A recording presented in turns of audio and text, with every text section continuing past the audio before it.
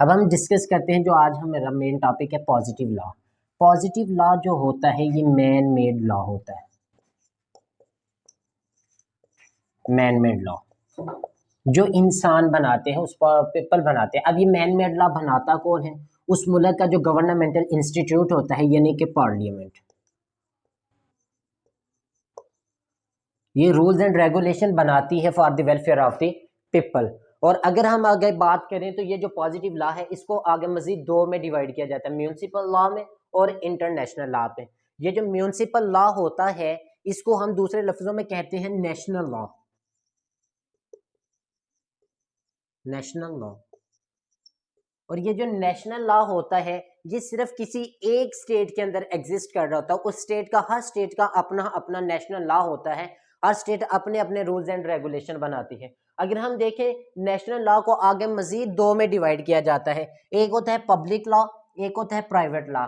अब ये जो पब्लिक लॉ होता है इसके अंदर क्या होता है? इसके अंदर रिलेशनशिप होता है, रेगुलराइज किया जाता है relationship between the governmental institute and the legal person, यानी कि गवर्नमेंट इंस्टीट्यूट और लीगल पर्सन के दरमियान का जो रिलेशन होता है वो होता है पब्लिक लॉ। और ये पब्लिक एट लार्ज जो होता है वो कंट्री के अंदर होल्ड कर रहा होता है। दूसरा अगर हम बात करें प्राइवेट लॉ की, तो प्राइवेट लॉ जो होता है ये रेगुलराइज करता है relationship between people to people, यानी कि लोगों के दरमियान जो रिलेशनशिप होती है ये उनको रेगुलराइज करता है। अगर हम देखें तो कॉन्ट्रैक्ट एक्ट, ठीक है। अब कॉन्ट्रैक्ट एक्ट में क्या है कि दो पार्टीज हैं, ए पार्टी है और दूसरी बी पार्टी है, ठीक है। अब ए और बी दोनों आपस में किसी भी कॉन्ट्रैक्ट के ऊपर साइन करते हैं या कोई कॉन्ट्रैक्ट करते हैं, तो ए ने भी साइन कर दिया, बी ने भी साइन कर दिया।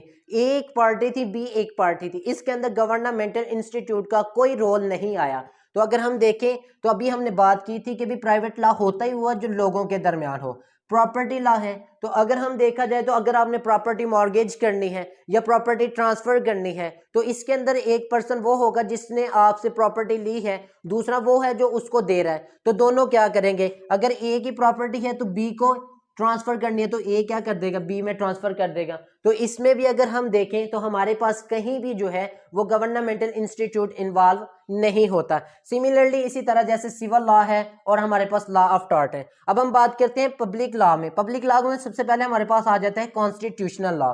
तो कॉन्स्टिट्यूशनल लॉ जो होता है ये किसी भी स्टेट का सुप्रीम लॉ होता है और ये हमें दो चीजें बताता है, right of the governmental institute और देन दूसरी हमें बताता है right of the legal person. यानी कि इस सुप्रीम लॉ के अंदर ये दो चीजें हमें जो है वो क्लियरली बताई जाती है। दूसरे हमारे पास आ जाता है क्रिमिनल लॉ।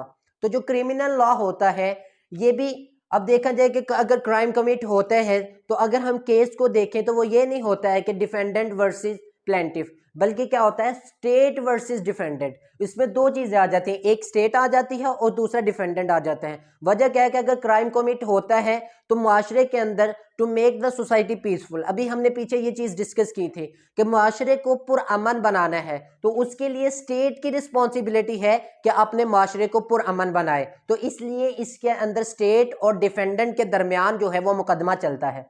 अब इसके अंदर आगे मजीद दो चीजें आ जाती हैं, एक होता है सब्सटेंटिव लॉ, एक होता है प्रोसीजरल लॉ। ये जो सब्सटेंटिव लॉ होता है ये हमें ये बताता है कि भाई आपके पास पनिशमेंट्स कौन कौन सी आ जाती हैं। इसके अंदर दो मजीद आ जाती है, सब्सटेंटिव लॉ और प्रोसीजर लॉ। सब्सटेंटिव लॉ हमें सिर्फ इतनी चीज बताता है कि भाई पीपीसी के अंदर इस क्राइम की ये सजा दी गई है। अब अगर दूसरी चीज है कि भाई सजा तो बता दी गई, अब उसे कैसे कोर्ट के अंदर, तो वो हमारे पास सब्सटेंटिव लॉ का दूसरा पार्ट आ जाता है जिसको हम कहते हैं प्रोसीजरल लॉ। तो उसके लिए हमारे पास सीआरपीसी जो है वो डील करती है इस चीज को कि भाई अगर इस बंदे ने क्राइम कमिट किया है तो आपने इसको कैसे कोर्ट के अंदर लेके जाना और कैसे आपने अपना दावा दायर करना है। देन उसके बाद हमारे पास आ जाता है एडमिन लॉ। अब ये जो एडमिन लॉ होता है, एडमिन लॉ को हम दूसरे लफ्जों में कहते हैं एडमिनिस्ट्रेटिव लॉ। यानी कि इसके अंदर क्या होता है कि जो भी एडमिनिस्ट्रेटिव अथॉरिटी होती है वो रूल्स एंड रेगुलेशन बनाती है डिफरेंट इंस्टीट्यूट को चलाने के लिए। मिसाल के तौर पे अगर हम बात कर लें अपने लॉ इंस्टीट्यूशन के, तो जो हमारी पंजाब बार काउंसिल है, पार्लियामेंट ने रूल्स एंड रेगुलेशन बनाए और हमारी जो थी पंजाब बार काउंसिल को, अब अगर देखा जाए तो लॉ स्टूडेंट के जो लॉ के स्टूडेंट्स होते हैं उनका लैब टेस्ट कंडक्ट करना होता है तो पंजाब बार काउंसिल हमें जो उसकी डेट देगी। अगर हमारा गैट टेस्ट कंडक्ट करना है तो हमारी पंजाब बार काउंसिल उसके जवाबदेह होगी। और अगर हमारा लाइसेंस का मसला बनता है, जब हमारा लाइसेंस इश्यू होना होता है तो तब भी उसके अंदर जो है वो हमारी जो है वो पंजाब बार काउंसिल का ही रोल होता है। तो कुछ ऐसे लॉ होते हैं कि जो पार्लियामेंट बना के उन अदारों को दे देती है कि भाई आपने आगे इसको एडमिनिस्ट्रेटिव अथॉरिटी बन के तो आपने इसे क्या करना है, स्टेट को रन करना है। तो नेक्स्ट अगर हम बात करें तो म्यूनिसिपल लॉ, नेशनल लॉ को हमने बात की। अब हम बात करते हैं इंटरनेशनल लॉ। तो इंटर का मतलब होता है बिटवीन और नेशनल का मतलब होता है स्टेट, यानी कि वो लॉ जो दो स्टेट्स के दरमियान होल्ड करे, उनके दरमियान एग्रीमेंट्स करने के लिए जो लॉ होल्ड करता है उसको हम कहते हैं international law.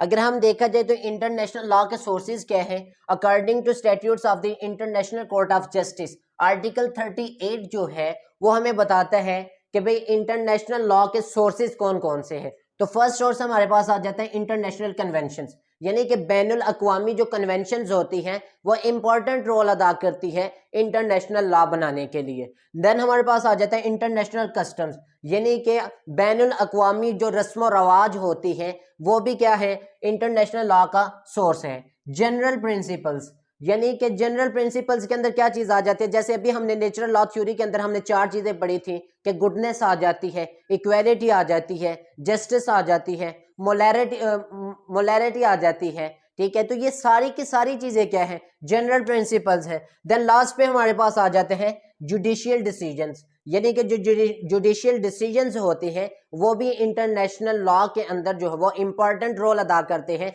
As a source of international law. Thanks for watching this video.